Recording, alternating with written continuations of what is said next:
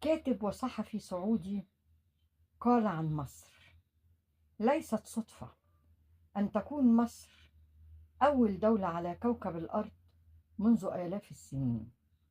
ليست صدفة تأخذ اسمها مصر من اسم ابن سيدنا نوح عليه السلام. ليست صدفة أن يولد فيها نبي الله إدريس ويكون أول من كتب الأحرف بيده وأول من فصل الملابس ليلبسها البشر. ليست صدفة أن يطلق الناس منذ فجر التاريخ على النقود والأموال اسم مصاري مشتقة من اسم مصر. ليست صدفة أن يشتري أحد المصريين نبي الله يوسف ويعيش ويموت في مصر. ليست صدفة أن تكون فيها خزائن الأرض ويكون نبي الله بمثابة رئيس الوزراء فيها.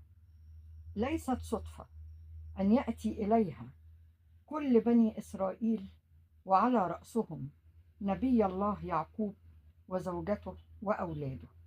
ليست صدفة أن يولد فيها ويكبر فيها نبي الله موسى ويكلمه الله في الوادي المقدس طوى. ليست صدفة